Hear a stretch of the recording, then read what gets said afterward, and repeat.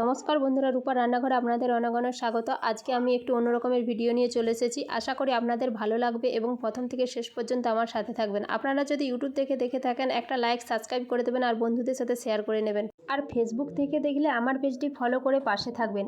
আজকে আমার ভিডিওটি হলো 9 দিন ভাগবত পাঠের নগর পরিক্রমা। এখানে দেখুন বন্ধুরা, আমাদের গ্রামের দিদি মা বোনেরা ঘট তুলসী স্টভ নিয়ে কত সুন্দর আনন্দ করতে করতে নেচে নেচে আসছে। সত্যি বন্ধুরা, এই জিনিস দেখা যায় না। আমরা তো সবাই জানি গ্রামের সমস্ত মহিলা তারা সাংসারিক জীবনে কত ব্যস্ত থাকে, তারা সমস্ত ব্যস্ততা ভুলে আজকে আনন্দ করতে নেমেছে।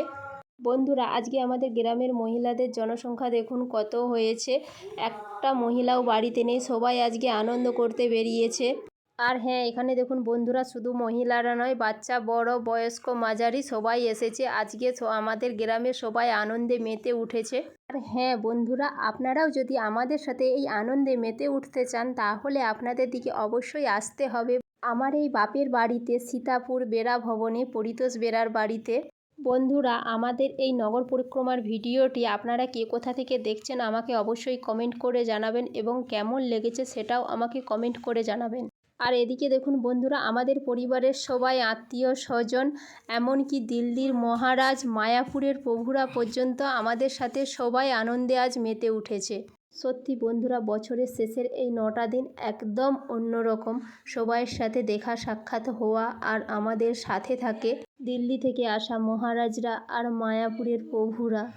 সত্যি বন্ধুরা, বছরের শেষে এই 9টা দিন প্রভু মহারাজদের সাথে আনন্দের কোনো তুলনা হয় না। বন্ধুরা, আপনারাও যদি বছরের যে কোনো 9টা দিন এরকম কৃষ্ণ নামের মধ্যে দিয়ে প্রভু মহারাজদের সাথে কাটিয়ে থাকেন তাহলে আপনারাও জেনে থাকবেন এই আনন্দটা কতখানি। আর এখানে দেখুন প্রভুরা কত সুন্দর ঠাকুর সেজেছে।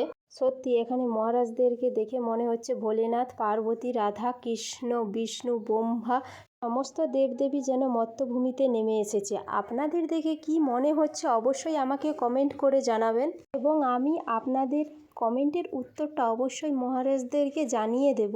আর সব শেষে নগর পরিক্রমার চৈতন্য প্রভু, এই দেখুন বন্ধুরা, বাচ্চাদের সাথে প্রভু চৈতন্য দেবকে চিনাই যাচ্ছে না, যেন সত্যিকারের চৈতন্য দেব এখানে দাঁড়িয়ে আছে। আমি নগর পরিক্রমার ভিডিওটি শেষ করলাম। এরপর আমরা চলে এসেছি সন্ধেবেলা, মহারাজের ভাগবত পাঠ হবে সেখানে। এই মহারাজের ভাগবত পাঠ কে কে শ্রবণ করেছেন অবশ্যই আমাকে কমেন্ট করে জানাবেন। এটা আমাদের প্যান্ডেলের ডেকোরেশন কেমন হয়েছে অবশ্যই কমেন্ট করে জানাবেন। প্রসাদ পাওয়ানো হবে যে প্যান্ডেলে, এটা সেখান করার ডেকোরেশন।